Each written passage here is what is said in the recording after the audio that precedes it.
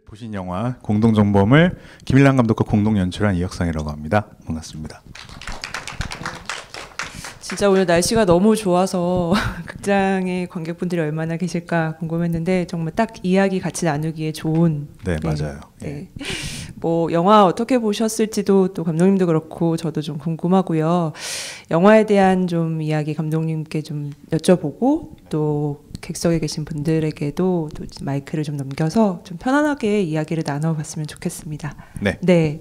뭐 아시는 분들 다 아시겠지만 이혁상 감독님, 그 김일란 감독님 두 분은 이제 연분홍 치마에 소속이 되어 있는 그 성적 소수 문화 인권 운동인 연분홍 치마에서 활동하는 다큐멘터리 감독님이시고요.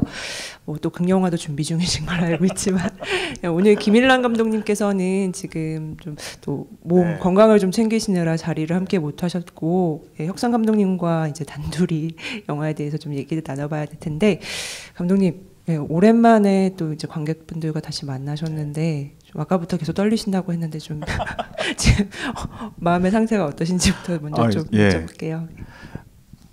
사실 이 관객과의 대화는 늘 떨리고 또 워낙에 공동정범을 가지고 이야기한다는 건 사실 어느 정도 이 몇 번 했지만은 늘 이 감정적인 요동이 좀 있는 것 같아요. 그래서 좀 마음의 준비를 하고 오기도 했는데 또 오늘은 이게 국립현대미술관에서 상영을 하다 보니까 이게 또 약간 이 장소가 주는 어떤 그런 또 긴장감이 있어서 하지만 최선을 다해서 이야기를 나눠보도록 하겠습니다.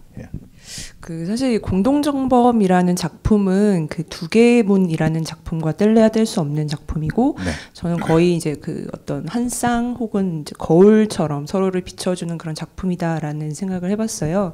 뭐 보셨을 수도 있는데 그 두 개의 문은 이제 그 2009년 1월 20일 그러니까 용산 참사였던 당일의 모습을 그 현장에 있었던 분들 가운데서도 그 농성 참가자들이 아닌 그 참가자분 그 농성에 어떤 참여했던 그 당사자분들을 제외한 그 어떤 경찰 특공대라든지 혹은 다른 이제 사회 참여 활동가분들의 이름 목소리를 통해서 그 현장을 재구성한 다큐멘터리인데 사실 이번 작품은 그것과 조금 다른 의미로서 그러니까 당사자분들의 목소리를 정면에서 내세워서 들어본다라는 의미에서 그때는 없었던 그분들이 지금 이제 영화 스크린 위에 등장을 하신 거잖아요. 그래서 어떤 이 이야기하는 방식에 있어서 두 작품이 굉장히 좀 합을 이루는 방식이라는 생각이 들었습니다. 이 두 작품의 어떤 구성에 대해서 좀 어떻게 이 기획이 이루어진 건지에 대해서부터 좀 말씀을 부탁드릴게요. 굉장히 오래전으로 거슬러 올라가야 되네요. 안 그래도 저희가 이 공동정범은 내년 1월 20일 그러니까 9주기가 벌써 됐더라고요.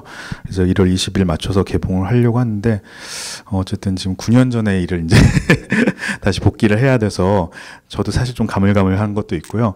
일단 그 두 개의 문 같은 경우는 이제 저희 연분홍 치마가 이제 그 당시에 저는 이제 제 전작인 종로의 기적을 제작 중이었었는데 어쨌든 이 용산 참사가 발생하고 난 다음에 바로 카메라를 들고 현장에 가서 그때부터 계속해서 그 미디어 활동 많은 문화예술가들과 함께 미디어 활동을 진행을 했었어요. 그 과정에서 저희 연분홍 치마는 다 자연스럽게 이 어떤 기록과 그리고 이 녹취와 이런 어떤 미디어를 가지고 활동할 수 있는 부분들을 계속 담당을 맡아왔죠. 예를 들어서 뭐 재판정에 몰래 들어가서 불법이긴 하지만 몰래 들어가서 이 사운드를 녹음해달라. 그리고 그걸 가지고 이제 좀 기록하고 녹취하고 해달라. 그래서 이제 그것이 이제 변호사들의 변호 자료로 활용될 수 있도록 해달라라는 부탁을 받고 이제 계속 그런 활동을 했었고요. 근데 이제 이게 재판이 진행되고 또 재판이 워낙에 기획된 재판. 그 당시 MB 정권의 어떤 입맛에 맞게 그들의 존재 를 해치지 않는 그런 방향으로 기획된 재판이었기 때문에 사실 어떤 다른 목소리를 내야겠다라는 그런 생각들은 아마 거기 계신 모든 분들이 다 하셨을 거예요. 그런 상황에서 자연스럽게 연분홍 치마는 다큐멘터리를 고민하게 됐고요. 이미 그 철거민들, 특히나 이 막루 안에 있었던 철거민들이 다 구속된 상황에서 어떤 재료를 가지고 이 이야기를 끌어나갈 수 있을까라는 생각을 했을 때 자연스럽게 저희가 그동안 재판정에서 가지고 있었던 그 녹음된 사운드와 그 다음에 그 재판의 증거 자료로 우리가 받았었던 이 다양한 어떤 인터넷 미디어들로부터 받은 영상, 그리고 심지어 경찰이 체증했던 그 영상 자료들까지 우리 손에 있었던, 변호인단의 손에 있었던 그 자료들을 가지고 뭔가 재구성을 해봐야겠다라는 생각이 있었어요. 왜냐하면 사실 철거민들, 그 당사자들과 이 구속자들을 뭐 인터뷰를 하거나 만날 수 있는 방법이 없었기 때문에, 예. 그러다 보니까 이제 두 개의 문은 그 재판정에서 보여줬던 그 증거 자료들을 가지고 우리가 닿을 수 없었던 철거민 대신에 그 현장에 같이 있었던 경찰의 시선으로 이 용산 참사를 재구성하는 방법을 선택하게 됐습니다. 그렇기 때문에 오히려 좀 어떤 면에서는 물론 힘든 작업이긴 했지만 저는 어쨌든 그 작업에서는 연출은 아니었고 크리에이티브 디렉터로서 참여를 했었는데 저에게는 이걸 재구성하는 작업들이 약간 그 다양한 오브제를 가지고 제가 이렇게 논다는 표현이 좀 그렇지만 좀 약간은 어떤 좀 재미를 가지고 편집하고 재구성할 수 있었던 부분이 있었던 것 같아요. 근데 이제 그렇게 만들어진 두 개의 문에 대해서 나왔던 또 이야기들 중에 하나는 왜 철거민 당사자들의 이야기는 없냐라는 그런 비판이 좀 많이 있었고요. 비판도 있었고 또 궁금하다라고 하시는 분들도 계셨고, 또 마침 그 두 개의 문 상영 이후에 특별 사면을 받아서 이 철거민 분들이 좀 조기에 석방되는 그런 상황이 됐고, 또 자연스럽게 그 석방 일자 그 감옥 앞에서 이렇게 교도소에서 나오시는 모습도 또 그냥 자연스럽게 기록의 일환으로서 촬영을 하다 보니까, 연대 활동의 일환으로서 참가를 하다 보니까 그때부터 다시 또 이 속편에 대한 이야기가 나오기 시작했어요. 그래서 일단은 이제는 그 막루안에 있었던 피해자들, 철거민들이 나왔으니까 일단은 가장 중요하게 인물에 집중해야겠다라는 생각이 너무나도 자연스럽게 들었고요. 사실 그렇게 생각하다 보니까 더 어려워진 부분이 있었던 것 같아요. 그 두 개의 문에서는 그냥 어떻게 보면 제가 받은 건, 제가 가지고 있었던 거는 사운드 그 MP3 파일과 또 영상 테이프들, 이런 것들을 통해서 이제 그 사건을 재구성했던 반면에, 어쨌든 이 공동정범 같은 경우에는 인물들을 통해서, 그것도 굉장히 트라우마에 사로잡혀 있는 인물들을 통해서 이 사건을 또다시 재구성했어야 되는 부분들이 있었기 때문에 조금이 아니라 매우 다른 작업 과정이었던 것 같다는 생각이 들어요. 더 많은 어떤 혼란과 고민과 그런 것들이 좀 있었죠. 그 영화에서도 나오지만 이 이야기가 어쨌든 사후, 그러니까 그 용산 참사 이후의 기록이기도 하고, 또 그 김창수 씨가 말씀하시지만 왜 사후에 우리가 만나지 못했을까에 대한 물음이 굉장히 큰, 저는 이제 그 질문이 굉장히 큰 핵심적인 이 이야기의 핵심이 아닐까라는 생각을 해봤는데요. 그 사실 이제 인물을 다룬다, 그러니까 어쨌든 뭐 오브젝트로서의 뭔가가 아니라, 소스가 아니라 인물을 다룬다라고 했을 때 다큐멘터리가 항상 그 어떤 고민에 빠지는 지점 중에 하나가 이 인물에 어느 정도 다가갈 것이냐, 뭐 이것도 있겠지만 어떤 부분을 이제 끄집어낼 것이냐가 중요했을 텐데, 저는 그 사후의 이야기라고 한다면 이 영화는 어떻게 보면 이 피해자 혹은 그 당사자분들이 이 참사를 재구성해 나가는 방식보다도 그들 내부에서 어떤 갈등들에 더 집중해 나가는 모양이더라고요. 제가 본 공동정범이라면 그 부분이 굉장히 좀 쉽지 않은 접근이었을 것 같고, 과연 처음부터 그러한 방식의 기획을 가지고 인터뷰를 시작하셨을까도 좀 궁금했어요. 그러니까 어떻게 보면 인터뷰를 진행하다 보니 자연스럽게 그 지점들이 나올 수밖에 없었을 것 같기도 하고요. 그래서 그 당사자분들의 목소리를 듣는 과정을 좀 말씀 부탁드릴게요.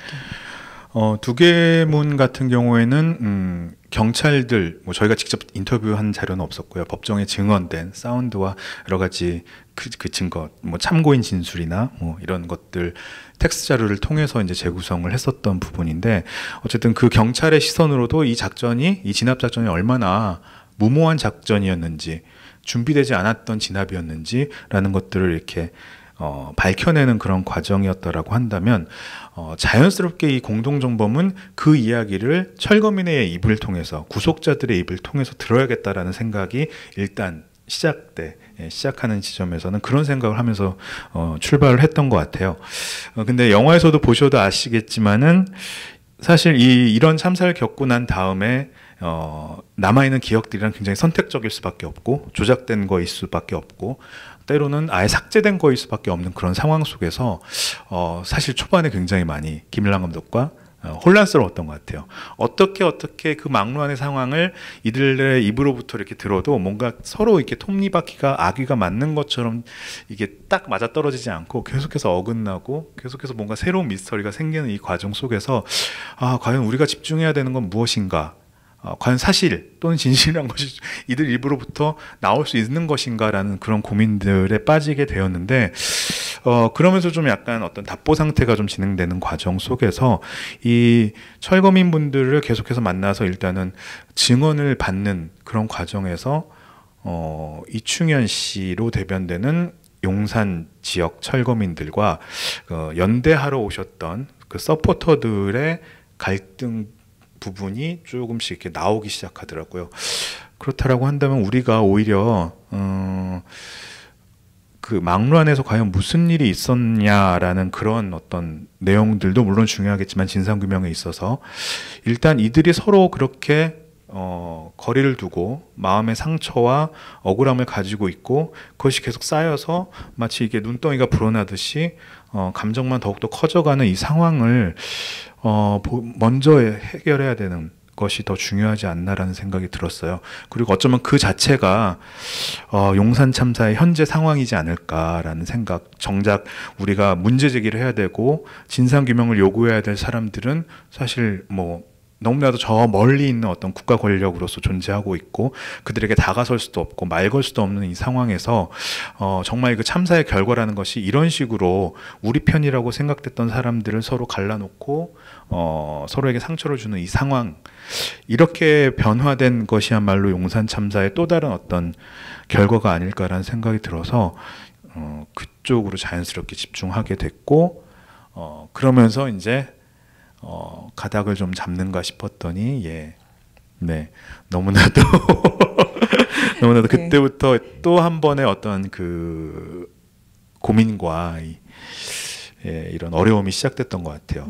그래서 아마 영화 속에서 나왔던 많은 장면들은 사실 한 3년 정도의 제작 과정 속에서 한 1.5년이 지난 정도, 1년 반이 지난 이후의 푸티지들이 아마 되게 많을 것 같아요. 특히나 이충현 씨의 같은 증언 같은 인터뷰 같은 것들은 그 과정 동안 정말 엄청나게 서로가 카메라를 사이에 두고 또는 카메라 없이 그날의 사건에 대해서 그리고 그 감정에 대해서 그리고 그 각자의 변화상에 대해서 얘기했던 시간들이 있었던 것 같아요. 많은 경우에 어떤 대의 명분이라는 이유로 우리가 뭔가 어떤 우선순위를 때로 정할 때가 있잖아요. 그러니까 뭔가 더 큰 어떤 이유들, 진실이라고 하거나 어떤 진실을 규명한다라는 것을 더 좀 우선으로 삼는 경우들이 종종 있는데 이 영화에서는 이제 말씀하신 것처럼 그 진실 규명에 가는 과정이라는 것이 꼭 어떤 저 멀리 있는 것이 아니라 이 내부에서부터 뭔가 시작될 필요가 있다라는 걸 짚어내는 게 이 영화의 어떤 굉장히 중요한 부분이라는 생각이 들었고 그 부분에 있어서 사실 인터뷰 대상과 이 감독님들과의 관계 설정이라는 게 굉장히 좀 까다로운 작업이었을 것 같다는 생각이 듭니다. 그러니까 지금 말씀하신 것처럼 그 이후의 어떤 갈등들도 물론 그 내부의 갈등도 있겠지만 카메라가 어느 정도까지 더 이들의 어떤 속내를 드러낼 것이냐 혹은 더 이렇게 지켜볼 것이냐 이 부분도 이제 김을란 감독님과 계속 좀 이야기 나누셨을 것 같은데요. 네네. 사실은 어떻게 보면 저희는 굉장히 운이 좋은 감독이라고 생각하고 있어요. 물론 이제 3년이라는 제작 기간 동안 쉽지는 않았지만 일단 기본적으로 주인공들과 저와의 김일란 감독 그리고 연문홍 치마가 일종의 공동 운명체라는 생각을 갖고 있었기 때문에 그리고 이제 두 개의 문의 어떤 그 영향력 이분들이 조기에 사면될 수 있었다라는 어떤 그런 생각들도 하고 계셨기 때문에 사실 구속자분들이 감옥 안에서부터의 두 개의 문에 대한 어떤 기대와 저희들에 대한 고마움이 좀 있으셨던 것 같아요. 그래서 나오자마자 저희가 선뜻 카메라를 들이대도 이것이 어떤 그 진상규명 그리고 우리 편이 우리 얘기를 들어준다라는 것들 때문에 일단 기본적인 신뢰나 이런 것들은 이미 전제되어 있던 상황이라고 생각을 합니다. 다만 이제 그런 상황에서 이런 속 깊은 얘기가 나오기까지란 조금 더 시간이 걸렸던 것 같아요.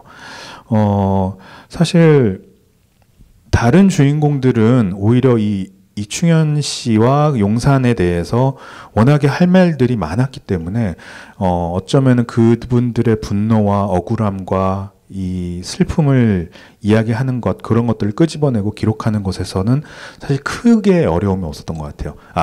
이거는 상대적인 얘기입니다. 예, 물론 어려움이 있었지만 이충현 씨에 비해서는 사실 굉장히 덜 어려웠던 조금은 그런 부분이 있었는데 이충현 씨 같은 경우는 오히려 그렇게 말을 하지 않고 계속해서 카메라를 피하는 어떤 그런 것들이 저희가 보기에는 트라우마의 어떤 하나의 결과라는 생각이 좀 들었어요. 계속해서 자신을 숨기고 자신의 진실을 얘기하지 않고 하다못해 눈물 한 방울도 없어 보이는 그런 어떤 모습들이 저에게 있어서는 저게 어떤 트라우마의 하나의 결과일 수 있겠구나라는 생각이 들었고 그 트라우마 뒤에 있는 그 사람이 정말로 고민하고 힘들어하고 있던 그 지점에 대해서 사실은 저희가 그 얘기를 처음 듣는 순간조차도 저희조차도 굉장히 놀랐을 만큼 사실 이 쌓여온 시간과 관계 덕분에 한 1년이 넘게 지나다가 이렇게 어느 순간 쑥 나오게 된 그런 상황이었거든요. 그런 점에서 사실 그 순간에 굉장히 복잡한 감정이었던 걸로 기억해요. 받아들이는 입장도 굉장히 복잡했었고 그걸 말하는 사람도 굉장히 힘들었었지만 그리고 이제 당연히 이걸 우리가 다큐에 담아야 되느냐라는 어떤 그런 고민도 역시나 출발했었고 하지만 계속적으로 그걸 가지고 이충현 씨하고 계속해서 얘기했던 것 같아요. 이것이 어떤 효과를 가져올 것인가 그것에 대해서 우리 모두가 이충현 씨뿐만 아니라 연문홍 치마 그리고 우리 이 모든 사람들이 준비가 된 것인가에 대해서 끊임없이 얘기를 하면서 고민을 했었던 것 같아요. 그래서 그것을 결정하는 것이 아마 이 영화의 제작 후반에 있어서 가장 난코스였지 않았나라는 생각이 듭니다. 근데 결국 그것이 어떤 그 개인에게는 일정 정도 말했다라는 것에 대한 홀가분함, 삶의 무게를 벗어 던진 듯한 어떤 그런 요만큼의 어떤 시원함, 약간 해소되는 부분들이 있었던 것 같아요. 그렇다라고 확실하게 얘기는 하지 않지만 조금은 가벼워진 어떤 그런 모습과 그리고 적어도 이런 것들이 내가 하나를 이야기함으로 해서 이것이 어떤 용산 참사의 진상규명에 좀 물꼬를 틀 수 있다라는 생각 그래서 자기가 아버지를 놔두고 뛰어내렸다라는 것에 대해서 얘기를 했을 때 더 들을 수 있는 어떤 무언가 다른 동료들이나 아니면 또는 경찰 국가로부터 들을 수 있는 것들이 있지 않을까라는 그런 기대들이 담겨서 지금의 어떤 편집본이 나오게 되었다라고 생각을 합니다. 저는 이번 이 작품을 다시 보면서 좀 정말 기억이라는 것은 어떻게 우리가 흔히 막 공동의 기억이다, 뭐 우리 어떤 사회적인 기억이다라는 이야기를 많이 하는데 그것의 실체는 무엇일까에 대해서 좀 생각을 해보게 되더라고요. 어떻게 보면은 뭐 여기에도 영화도 나오지만 정말 막루가 휘청했다라는 같은 어떤 체험을 공유한 것을 이제 드러내기도 하지만 또 다르게는 아주 전혀 다른 이제 결과가 한참 뒤에 내 옆에 있었던 사람이 다른 사람이었다는 것을 듣고 뭐 혹은 그럴 수 있다라는 가능성 때문에 충격을 받는 그런 모습들을 보면서 어떤 기억이라는 것이 뭐 조작이 아니라 우리의 기억이 가질 수밖에 없는 어떤 제한이나 한정 같은 것들을 인정할 수밖에 없겠구나. 네. 그렇다면 어떤 식으로 이 사태의 어떤 실체를 밝혀나갈 것이냐라는 문제가 굉장히 좀 큰 이분들 내에서도 화두였을 것 같고 네. 감독님의 어떤 작업에 있어서도 계속되는 고민이 아닐까라는 생각이 들더라고요. 네. 사실 이 기억이라는 것이 결국 지금 마지막 자막에서도 굉장히 중요한 어떤 의미로서 예, 나오기도 하고 영화의 끝에서 일단 기본적으로 저희가 이들의 기억들을 인터뷰하고 증언을 받았을 때 느꼈던 어떤 무력감 같은 것들을 어떤 식으로 해소해야 될까라는 것들은 일단 지금의 어떤 버전으로 예, 어느 정도 저희들이 생각하는 어떤 결론에 이르렀다라는 생각이 들고요. 결국에는 이들의 기억이 이렇게 파편적이라고 한다면 이들의 기억을 메꿀 수 있는 어떤 또 다른 기억들이 분명히 어딘가에 존재할 것이다. 라는 것들이 뭔가 실체가 없어 보이긴 하지만 그리고 되게 뭔가 무책임한 그런 느낌이기도 하지만 결국 그것에 기댈 수밖에 없는 상황인 것 같다는 생각이 들어요. 그 기억이라는 것은 결국 국가 권력에 의해서 감추어진 어떤 기억이라든가 또는 지금 이 순간에서 이들과 비슷한 트라우마에 사로잡혀 있을 경찰들의 어떤 기억들 그런 것들이 다시 맞춰지고 모여져서 해결될 수 있는 부분이 아닐까라는 생각이 좀 들고요. 예. 그리고 이제 결국 이 기억이라는 것들이 그 피해자들 그리고 가해자들이라고 하게 되는 그 사람들뿐만이 아니라 그것을 목격한 우리 모두가 가져가야 되는 부분들 기억해야 되는 부분들 결국 그것이 어떤 진상규명으로 이어지지 않을까라는 그런 생각들을 좀 하게 되는데 사실 그런 어떤 기억에 좀 저희들이 좀 이렇게 꽂혀였던 것은 이 편집 과정과 촬영 과정에서 일어났던 뭐 누구도 피할 수 없는 그런 계기였을 것 같은데 세월호 참사 때문이었던 것 같아요. 예. 실질적으로 이제 저희도 계속 또 세월호에 또 결합하면서 뭐 망각과 기억이라는 그런 작품에도 참여를 하게 됐고 했는데 예, 결국 이 사회에서 진상규명을 위해서 우리가 붙잡을 수 있을 만한 것들이 결국 기억밖에 없다라는 어떤 현실이 한편으로는 되게 무기력해지기도 했지만 결국 거기서부터 다시 출발해야 된다는 어떤 그런 저희들의 생각들이 예, 그것이 파편적이고 깨지고 불완전한 어떤 기억이라고 할지라도 그리고 우리가 계속해서 잊혀져가는 어떤 기억이라고 할지라도 결국 기대어서 갈 수밖에 없는 그 단 하나의 단서가 그것밖에 없다라고 한다면 결국 그것이 시작이고 그것이 어떤 출발이지 않을까라는 생각이 들어서 예, 이런 어떤 이 공동정범에서의 어떤 그런 기억은 그렇게 결론이 지어진 게 아닌가라는 생각이 좀 듭니다. 예. 그 영화의 제목이 공동정범이듯 사실 이 말이 좀 굉장히 낯설잖아요. 그러니까 뭐 어떤 같은 장소에 있어서 그 어떤 행위를 당사자가 바로 그것을 하지 않았다 네네. 할지라도 네. 같은 공간에 있고 같은 그 어떤 범주 내에 있다라는 이유만으로 같이 기소가 되어 버리는 네. 그런 상황들. 그러니까 이 재판이 어떤 이분들 내부의 어떤 갈등을 좀 더 촉발시키는 계기가 되지 않았을까라는 생각이 들고 그 안에서 사실 그렇다면 같은 공간에 있었다, 같은 시간 같은 공간에 있었다는 것이 과연 좀 무엇일까라는 좀 근본적인 좀 고민도 좀 들고 그것이 서로의 다른 기억으로 결과가 지어졌을 때 그렇다면 이 결과는 또 어떻게 각자의 몫으로 책임으로 남을 것인가 이런 생각도 들어서 굉장히 좀 혼란스럽기도 하고 머리가 복잡해지는 그런 제목이었습니다. 제목에 대해서도 좀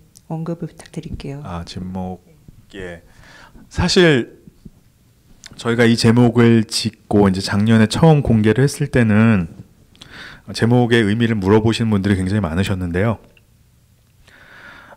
박근혜 최순실 국정농단 이후에는 이렇게 물어보시는 분들이 이렇게 많지 않으시더라고요. 워낙에 그들이 공동정범이라는 어떤 그런 것들이 이미 많이 언론에서 미디어를 통해서 많이 나왔어가지고, 예, 딱 그렇게 생각하시니까 이게 어떤 상황이 이렇게 딱 정리가 되시는 것 같아요.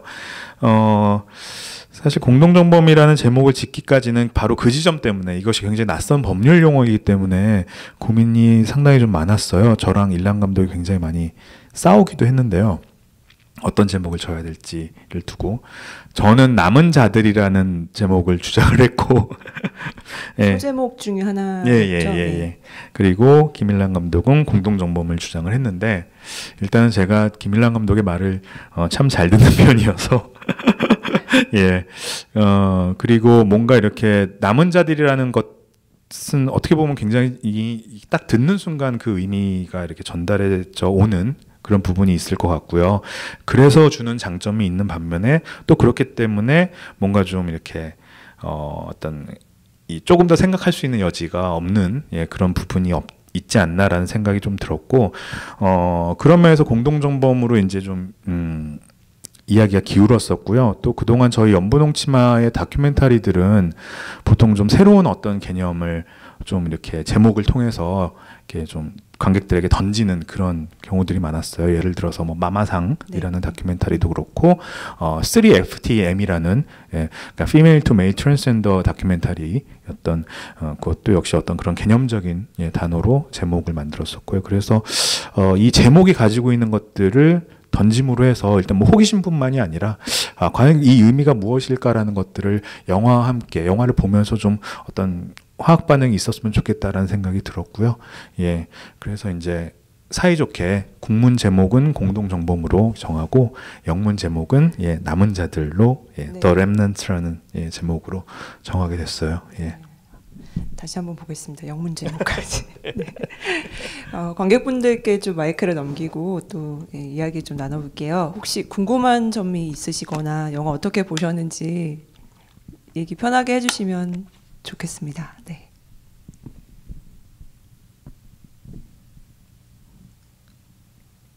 영화 보면서 뭐 이 장면을 왜 넣으셨는지도 물어봐 주셔도 좋고요. 네. 네. 그 영화를 제작하실 때 네. 사회에 일어나는 그런 주제를 가지고 항상 작업을 하시는 편이신가요? 아, 예. 아무래도 저희 연분홍치마의 출발이 다큐멘터리를 만드는 또는 영화를 만드는 집단이 아니었기 때문에 기본적으로 저희가 이 다큐멘터리라는 방법론을 저희 어떤 활동의 액티비즘 활동의 일환으로 선택한 거여서 자연스럽게 그런 흐름으로 이어졌던 것 같아요. 사실 연분홍치마는 2003년도에 만들어졌었는데 그 당시에는 저희가 작은 세미나 팀에서부터 출발을 했었어요. 그래서 페미니즘과 섹슈얼리티에 대한 공부를 하는 그런 팀이었었는데요. 좀 더 어떤 이론적인 실천 말고 좀 더 어떤 현장에 가서 여러 가지 활동을 해보자라는 그런 의미에서 팀을 결성하게 됐고요. 사실 그때 저희가 가장 먼저 들어갔던 곳은 기지촌 성매매 현장 이었어요. 그래서 그 현장으로 들어가서 이제 여러 가지 실태 조사 활동이나 그 현장에 계시는 여러 활동가분들과 연대 활동을 계속 해오다가 실태 조사의 어떤 결과를 제출을 해야 되는 어떤 상황이 됐는데 그 순간 저랑 일란 감독은 같이 영화를 공부했었던 사이였기 때문에 자연스럽게 이 실태조사의 어떤 보고서를 텍스트만이 아니라 영상으로 남기면 어떨까라는 그런 고민으로 이렇게 자연스럽게 이어졌던 것 같아요. 그 순간부터 사실 이 다큐멘터리에 대한 어떤 제작과 관련된 공부를 한 적은 없었는데 그냥 자연스럽게 옆에 있던 카메라를 들고 그 기촌으로 다시 들어가게 됐었죠. 그러면서 이제 나왔던 다큐멘터리가 저희 첫 다큐멘터리인 마마상이라는 다큐멘터리였어요. 마마상이라는 제목은 그 저희 주인공인 그 양희 이모라는 분이 계신데요. 그분이 이제 기촌 성매매 여성, 젊은 시절에 성매매 여성이었다가 지금은 현재는 이제 동남아시아로부터 이제 생계를 위해서 넘어와서 성매매를 하고 있는 기촌에서 성매매를 하고 있는 필리핀이나 다른 그 아시아 지역 국가 여성들을 관리하는 관리 매니저로 계세요. 그 술집, 클럽이나 이런 곳에서 그 매니저를 이제 마마상이라고 부르거든요. 그래서 그 양이모의 어떤 좀 약간은 뭐랄까 모순적인 위치, 예. 한때는 스스로 성매매 여성으로서 삶을 이어오다가 이제는 그 성매매 여성에게 어떤 성매매 여성을 관리하는 어떤 그런 관리직으로서의 어떤 그런 좀 모순적인 어떤 그런 흐름들을 좀 보자라고 해서 이제 마마상이라는 제목을 지었고 이제 그때부터 이제 자연스럽게 이제 그런 식의 활동이 시작됐던 것 같아요. 어떤 현장에 대한 연대 활동에 참가를 해서 같이 이렇게 활동하는 가운데서 다큐멘터리로 이것을 어떤 결과로 만들어내는 그런 과정들. 그래서 저희가 맘마상 이후에 이제 앞서도 잠시 언급했었던 3FTM 같은 경우에는 그 당시에 진보신당에서 이제 성별 변경, 트랜스젠더 성별 변경 특별법 제정을 위한 실태조사 과정에서 또 자연스럽게 다큐멘터리로 만들게 됐고요. 그 다음에 나왔던 레즈비언 정치도전기 같은 작품은 레즈비언으로 커밍아웃한 국회의원 후보였던 최현숙 씨의 선거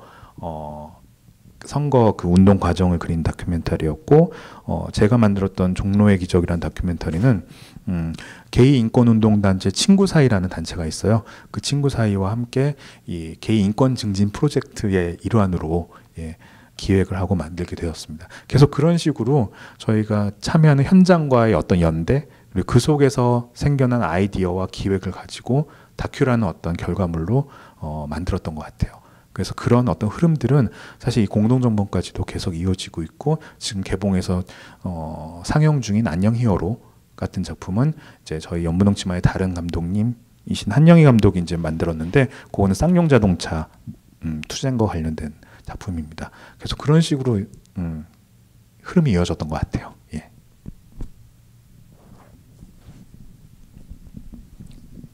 네, 저기 뒤에 계신 분께 부탁드립니다.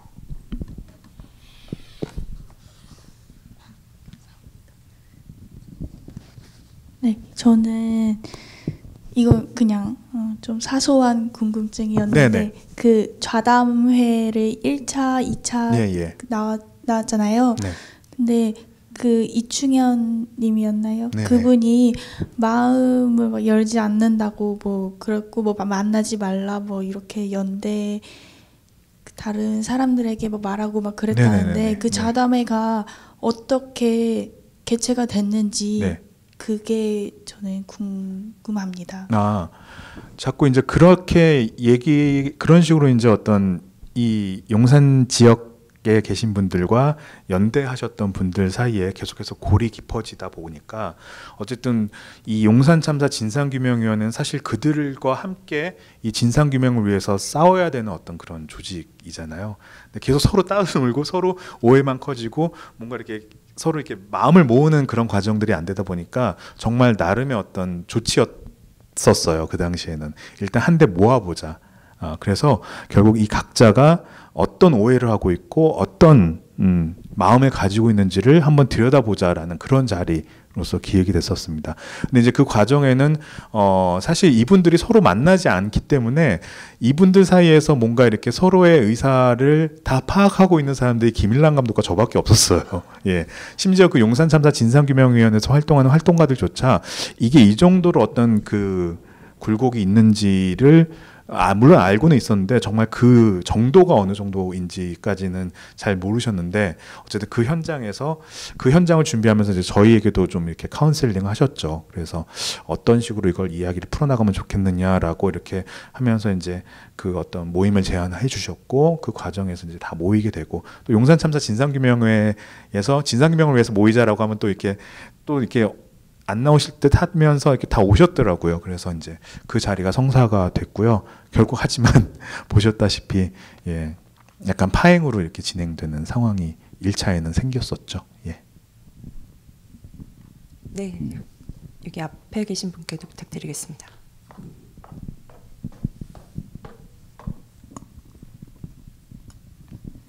이게 저는 용산 참사를 사실상 그 사건이 일어났을 때 한국에 없었어서 네네. 전혀 모르고 있던 상황에서 오늘 처음 봤는데 이게 정말 진상 규명을 통해서 재심까지 가기 위한 목적으로 만들어진 건지 사이사이 보니까 김주한 씨도 그렇고 네네. 다른 그 피해자도 그렇고 진상 규명 그러니까 재심까지 갔을 때 도움이 될 것 같지 않은 발언들을 간혹 하시더라고요. 그런 걸 보면서 이 목적이 정확하게 무엇인지, 그러니까 용산 참사지만 이게 공동 정범으로 인해서 관계 참사까지 갔고 네. 이게 회복이 되기 위해서 서로가 마음을 터놓는 과정에서 본인들의 자책을 인정하면서 나오는 그런 발언들이 있으시더라고요. 그걸 보면서 약간 이 목적성이 정확하게 어떤 건지 잘 모르겠다는 생각이 좀 들고 이게 재심에 도움이 될 것 같지 않은 느낌이 좀 들어서 그게 좀 궁금해서. 일단 그 재심이 가능할지 안 가능할지는 잘 모르겠어요. 예.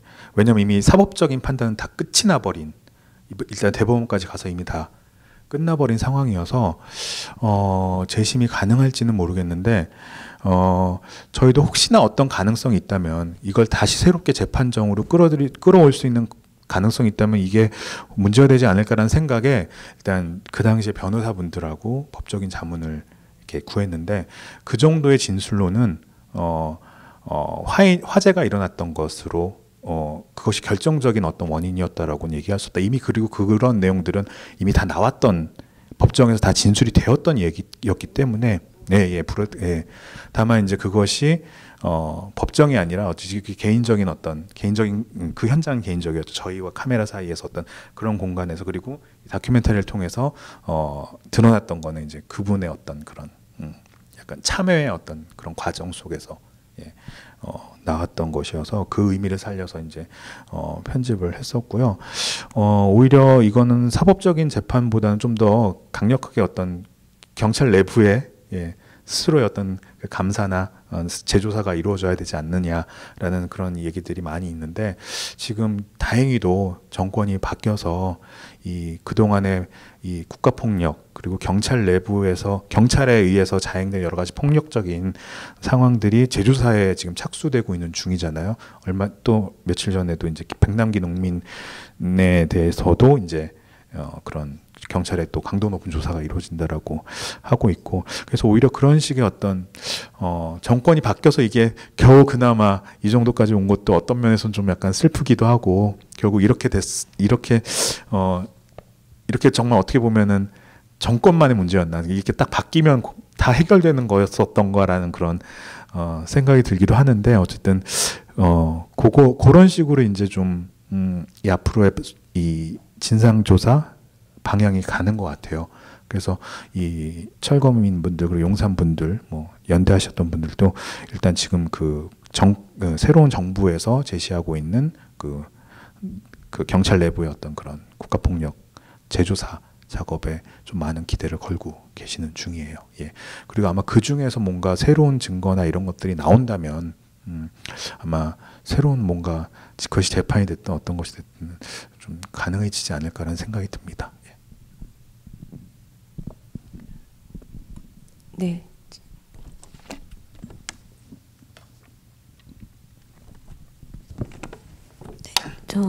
저는 다큐멘터리를 공부하고 있는 학생인데요. 네. 아까 액티비즘의 일환으로 다큐멘터리를 하신다고 네. 하셨는데 저는 개인적으로 아까 마지막 장면에 나가셨잖아요. 저는 네네. 기억의 고통을 호소하며 네. 그거 보면서 저 사람이 이 영화를 봤을 때는 되게 자신의 추악함을 다 드러낸다는 느낌을 들었을 수도 있겠다고 생각을 했어요. 그러니까 어떻게 보면 그 사람한테는 이 영화가 많은 사람들이 보여주지 않았으면 좋겠다. 특히나 가까운 사람들, 자신을 좋게 생각하는 가까운 사람들한테는 보여주지 않았으면 좋겠다라고 생각하는 장면들, 그러니까 부분들이 되게 있었는데 네. 그런 의미에, 그러니까 물론 그런 사회적인 이슈나 이런 거를 직접적으로 말하고 많은 사람들이 알게 하고 이런 의미에서 다큐멘터리를 하실 수 있다고 생각을 하는데 어떤 그런 당사자들에게 특히나 FTM이나 뭐 그런 소수자나 이게 만약 공개적으로 알려졌을 때 받을 수 있는 그런 거를 생각한 카메라가 필요하지 않은 사람들이라고 하면은 이거 다큐멘터리가 과연 좋은 방법일까? 라는데 좀 의문이 있거든요. 어떻게 생각하시는지. 마지막에 이제 천주석 위원장님이 이제 그 어떤 혼란스러운 상황에 대한 어떤 고통스러운 자신의 마음을 표현하시면서 이제 나가셨던 그런 장면들이 아마 그런 그 질문을 하시게 된 어떤 그 계기였던 것 같은데요. 일단 연분홍치마, 그러니까 다른 다큐멘터리는 모르겠지만, 예, 물론 다른 다큐멘터리도 그런 어떤 주인공 또는 대상과의 관계와 어떤 그런 신뢰를 위해서 여러 가지 일들을 하실 거라고 생각해요. 근데 연분홍치마는 모든 다큐멘터리의 과정 속에서 이 주인공들과의 그 믿음과 주인공들과의 이 의제를 앞으로 이 다큐멘터리를 통해서 쭉 이끌어 나갈 수 있느냐 없느냐에 대한 확인들을 계속 하면서 작업을 하거든요. 그래서 결국 이 모든 주인공들이 사실 이 영화 공개되기 전에 이미 가편본과 완성본을 다 보셨고요. 예. 그리고 그 주인공들이 말하자면 괜찮다라고 하는, 예, 그 버전까지 만들 후에, 예, 공개를 하는 것이 저희 연분홍치마의 어떤 내부적인 원칙 중에 하나예요. 예. 그래서 물론 이제 그 장면이 본인은 사실 천주석 위원장님은 또 이렇게 뭐랄까 좀 이게 약간 직설적으로 말씀을 하시는 그런 편인데, 일단 이걸 보시고 나서 하셨던 말씀은 쪽팔려였고요. 일단 그리고 그렇게 나갔던 것들은 그 뭐 영화에서도 잠깐 설명됐지만 일단 그런 어떤 그 기억을 상기하고 자신이 틀렸다라는 것에 대한 정말 창피함도 있었지만은 이충현 씨에 대한 미안함도 있었다 이렇게 말씀하시더라고요. 그래서 이게 처음 공개됐던 DMZ 다큐멘터리 영화제였던가요? 거기서 GV 관객과에 대해 다 오셨는데 천주석 위원장님이 그런 말씀을 하셨어요. 그러니까 여기서는 이충현이 가장 먼저 뛰어내린 굉장히 비겁한 사람이라고 생각하면서 이제 그 비밀을 막 이렇게 풀었다 놨다 이렇게 하시는 부분들이 있는데, 결국에는 이 영화를 보시고 나서 이제 다들 모여서 이제 얘기를 하셨던 때에는 이충현이라도 먼저 뛰어내려서 우리가 어디로 뛰어내릴 수 있는지를 알게 된 건 아닌가라는 생각을 하셨다. 그래서 이충현이 이렇게 후다닥 뛰어내리는 쪽으로 다들 몰리게 되었던 그 길이 어쩌면 이충현이 먼저 뛰어내릴 비겁함은 있지만 그가 길을 안내했기 때문에 우리도 그쪽으로 뛰어내릴 수 있었던 거 아닌가라는 그런 생각을 하신다고 하시면서 이제 미안하다라고 이렇게 말씀을 하시더라고요. 예, 결국 그런 장면들을 사실 다큐 안에서 다 담았으면 좋았을 텐데 그러지는 현실적으로 못했지만 결국에는 그런 어떤 하나하나의 확인 과정들이 주인공과 저희들과에 있었기 때문에 결국 영화 밖에서도 그런 관계 개선들이 가능해지지 않았었나라는 생각이 듭니다. 예. 근데 저희는 그것이 가장 중요한 거라고 생각해요. 왜냐하면은 어차피 이 모든 다큐가 비슷하겠지만 결국 우리는 주인공의 인생을 가지고 다큐멘터리로 만들어내는 것이고, 그리고 이 다큐멘터리라는 결과가 결국 다큐멘터리 이후에 그들의 인생에 영향을 미칠 수밖에 없는 그런 것들이잖아요. 그렇기 때문에 끊임없이 그 주인공들과 이 연출자들과의 어떤 그런 관계들은 말하자면 정말 공동정범일 수밖에 없다라는 생각이 좀 들거든요. 어떤 측면에서는. 예. 그래서 저희는 계속해서 그것들을 항상 머리에 전제를 하고 상기를 하면서 작업을 하기 때문에 아직까지는 그런 것들에 대해서 큰 어떤 문제는 없었던 것 같아요. 그리고 이제 이 공동정범 같은 경우에는 극장 개봉까지도 이미 서로 다 합의가 된 상황이어서 사실 뭐 마마상이나 3X FTM도 개봉을 하긴 했는데 개봉도 이제 종로의 기적이나 FTM 같은 작품들은 딱 극장 개봉까지만, 그리고 뭐 DVD나 IPTV 이런 것들 안 하고, 이제 그런 결정들도, 공개 범위에 대한 결정들도 주인공들과 출연진들의 어떤 의사에 따라서 이렇게 재조정하면서 이렇게 진행을 하거든요. 그래서 안타깝지만 저는 저의 데뷔작을 여러분들은 지금 보실 수가 없을 거예요. 종로의 기적을. 왜냐하면은 극장에서만 상영하기로 했었기 때문에. 그래서 어쨌든 모든 감독들은 그런 욕심이 있죠. 자기 영화가 온전하게 극장에서 상영이 되고 또 IPTV나 뭐 DVD나 부가판권으로서 이렇게 공개가 되길 원하지만, 물론 저도 그것 때문에 굉장히 아쉬움이 많았고요. 하지만 결국에 중요한 것은 이 다큐멘터리에 나오는 이 주인공들, 이 사회적 배우라고 얘기되는 이 사람들의 앞으로의 인생이지 않을까라는 생각이 들거든요. 그것이 설령 다큐멘터리가 그 사람들의 인생에 있어서 아무런 영향을 끼치지 않는다라고 해도, 다큐멘터리 주인공들이 그 다큐멘터리가 어떤 식으로 유통이 되고 배급이 되고 공개가 되는지에 대해서 계속해서 신경이 쓰이고 마음이 불편하다면은, 결국엔 그거는 처리를 결정할 수도 있는 문제라고 저희는 생각을 하고 있어요. 예. 네, 여기 앞에 계신 분께도 부탁드립니다.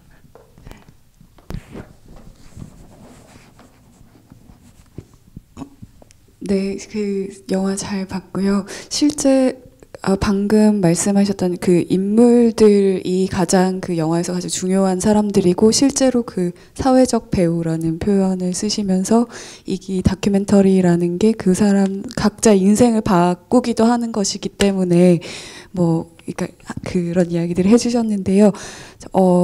그 이충현이라는 인물이 가진 아슬아슬함이 있잖아요. 근데 그거를 조금 아까 듣기로는 그거를 좀 이제 푸시를 해서 그 속내를 풀어낼 수 있도록 하셨는데, 아마 그때도 고민이 많으셨을 거라고 생각이 되거든요. 어디까지 보여줄 것인가, 혹은 어디까지 그 트라우마를 드러내게 할 것인가. 그때 그 관련해서 이야기를 좀 듣고 싶고요.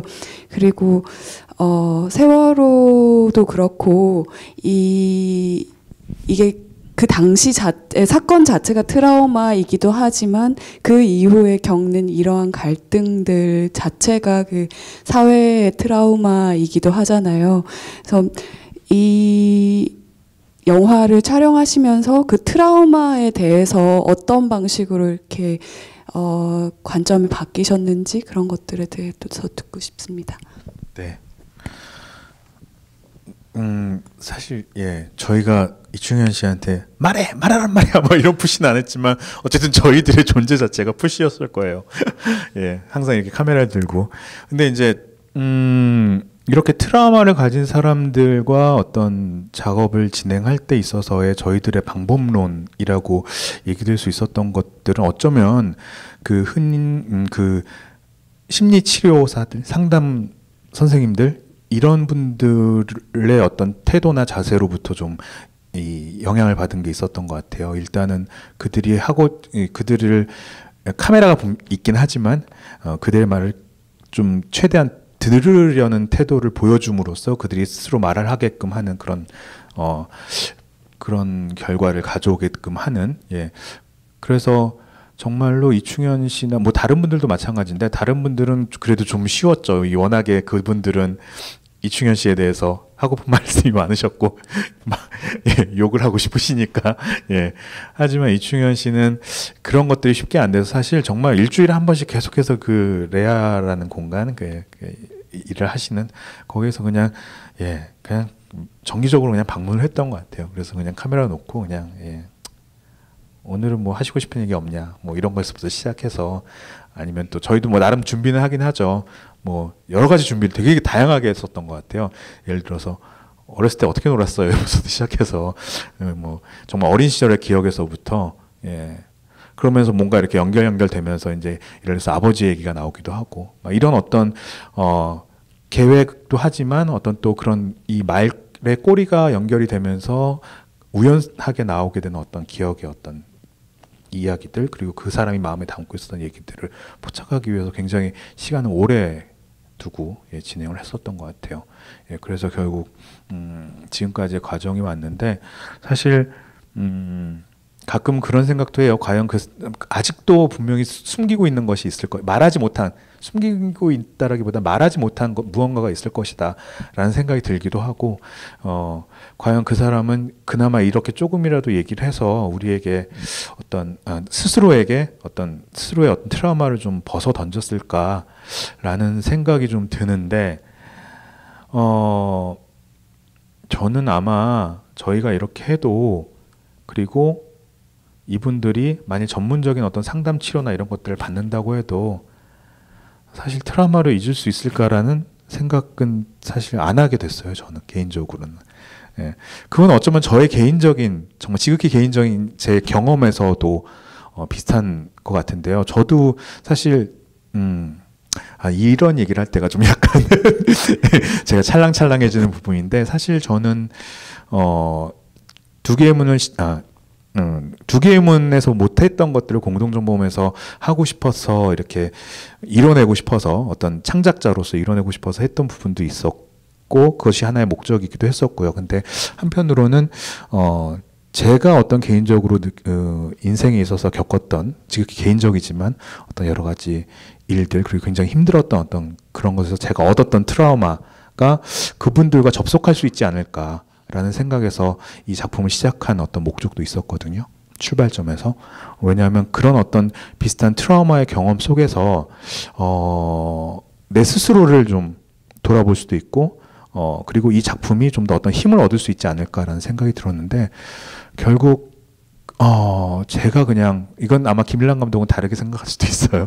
근데 제가 느낀 바로는 결국은 트라우마를 잊거나 덜어낼 수는 없을 것 같고요. 약간은 뭐랄까, 그냥 집중하지 않는 거, 딴 데로 그냥 눈길을 돌리거나 잠시 그냥 유예해 두는 어떤 그런 게 트라우마가 아닐까라는 생각이 좀 들어요.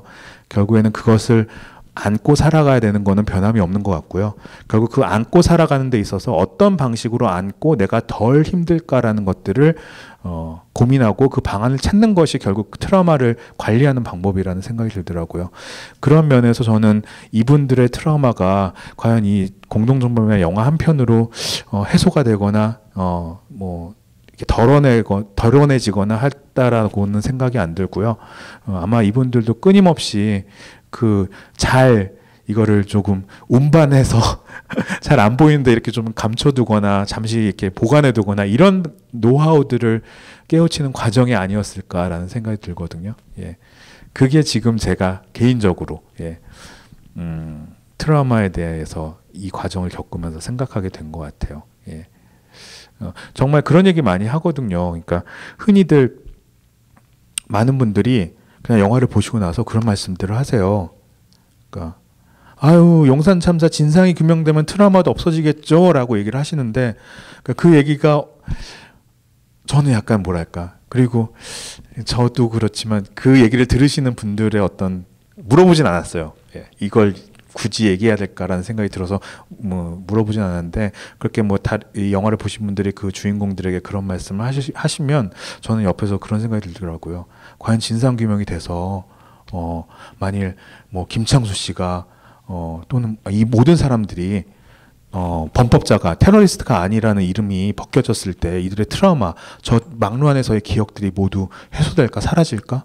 좀 아닌 것 같아요. 예, 결국 그냥 그것은 어떤 그 트라우마를 잠시 잊을 수 있는 어떤 하나의 방법이 새로 생긴 것뿐이라는 생각이 좀 들더라고요. 진상규명이 된다라고 하고 그들의 누명이 벗겨진다라고 하는 것도, 예. 결국 그것을 스스로 어떻게 드느냐, 운반법의 문제, 잘 운반하는 노하우, 그 정도가 아닐까라는 생각이 듭니다. 예. 네, 그 영화의 말미에 김창수 씨가 그런 얘기 하시잖아요. 그러니까 진상규명이라는 게 과연 뭔지 잘 모르겠다. 그러니까 어쨌든 이걸 우리가 떠안고 가는 것 같다, 버티고 가는 것 같다. 그리고 우리 안에 어떤 이야기들을 더 하는 것이 지금 필요하지 않겠느냐, 이런 이야기를 하시는데, 사실 감독님 말씀하신 거랑 좀 어떻게 보면 맥락이 다 있는 것 같아요. 그러니까 물론 규명돼야 될 진실은 있는 건데 그것과 또 다르게 이걸 어쨌든 가지고 계속 가면서 살아가야 되는데 그 안에 같이 있었던 또 동료, 동지들과 이것을 더 얘기하는 것이 필요하다라는 게 저는 이 영화의 어떤 핵심적인 이야기가 아닐까라는 생각이 들었습니다. 네. 근데 아까 말씀하시면서 궁금한 게 그럼 창작자로서의 감독님의 야망은 뭐였나요?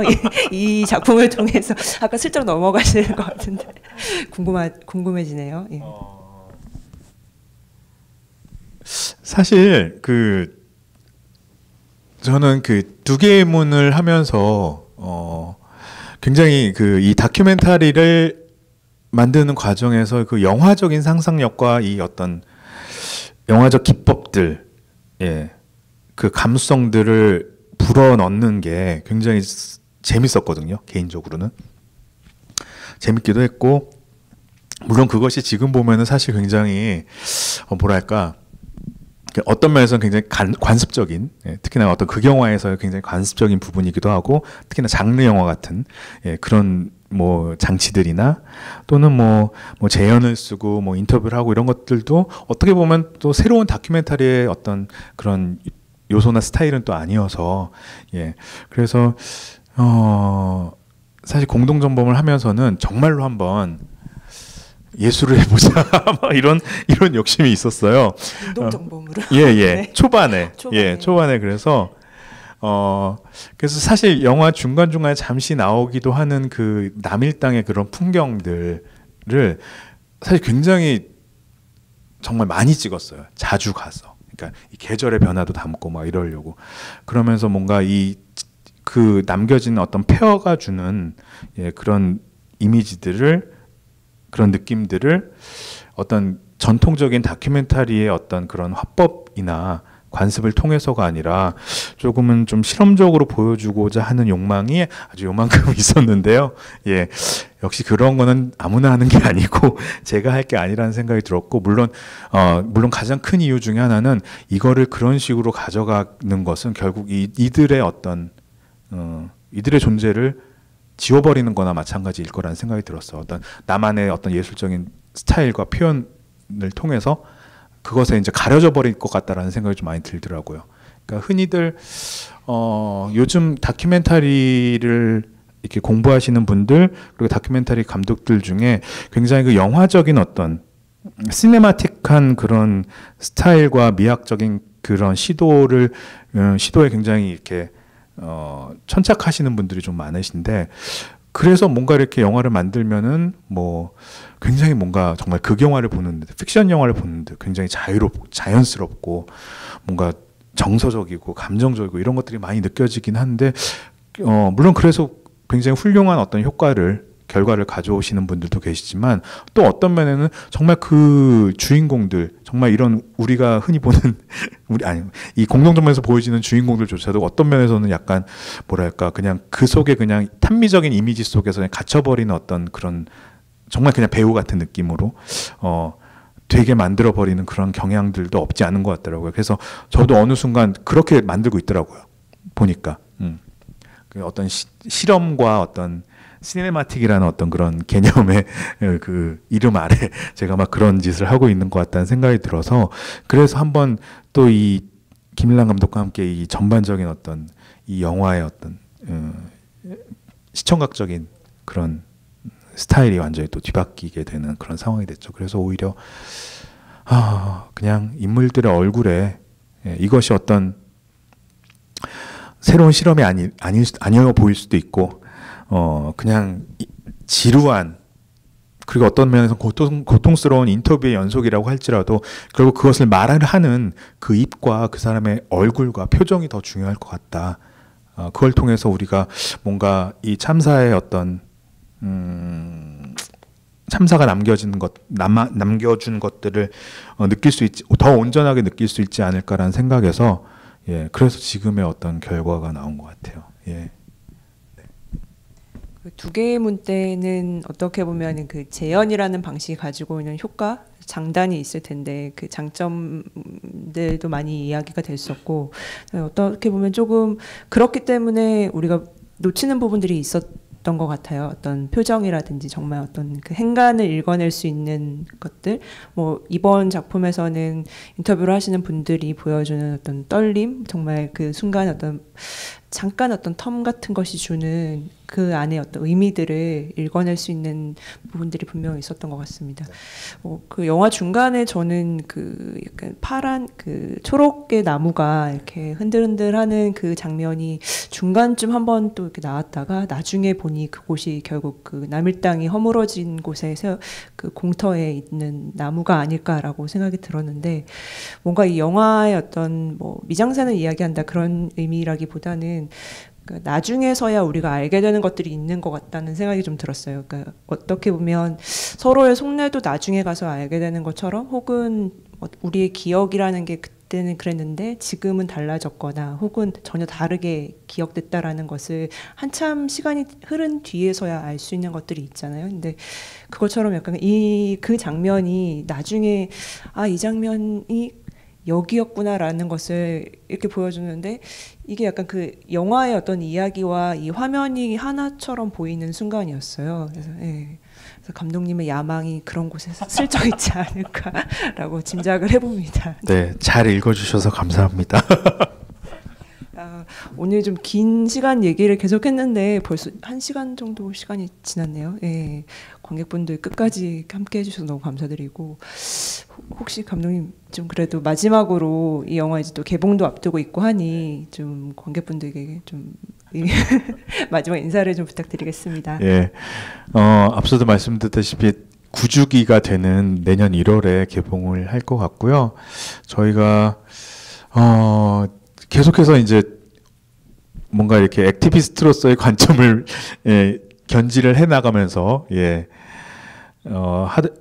개봉을 준비하다 보니까 그 당시에 이 정말 MB 박근혜 정권 때 함께 이 용산과 연대에서 싸우셨던 분들이, 그리고 여전히 해결되지 않은 그런 상태의 어떤 이슈들이 계속 있더라고요. 그 당시에 용산에 정말 용산과 짝을 이뤄서 이렇게 하셨던 분들이 이제 강정 해군기지와 쌍용 자동차, 그리고 밀양, 거기에 이제는 세월호와 백남기 농민까지 국가폭력의 어떤 그런 정말 뭐랄까 피해자들의 어떤 그 그룹이 있는 것 같은데요. 그래서 개봉을 준비하기 전에 그 국가폭력의 그 어떤 연대했던 그 마치 뭐랄까 함께 그 고초를 겪었던 동지 같은 그런 곳에서 이 영화들을 상영하면서 이렇게 서울로 올라오기로 했어요.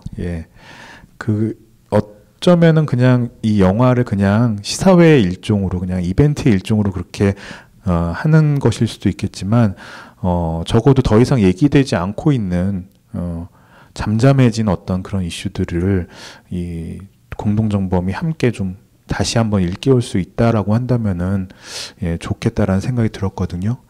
그만큼 여러분께도 계속해서 얘기되는 것들에 대한 관심도 물론 중요하지만, 이제는 해결이 됐는지 안 됐는지도 모르게 잊혀져 가고 있는 여러 가지 이슈들을 다시 한번 좀 함께 기억하는 그런 계기가 됐으면 좋겠다라는 생각이 들어서, 저희 스카이엠이라고 보통 불러요. 쌍용, 강정, 용산, 밀양 뭐 이렇게 부르는데, 그 이슈들도 역시 좀 기억을 해주셨으면 좋겠다라는 생각을 전해드립니다. 극장에서 다시 뵈었으면 좋겠습니다. 네, 오늘 끝까지 함께 해주셔서 감사드립니다. 네, 감사합니다.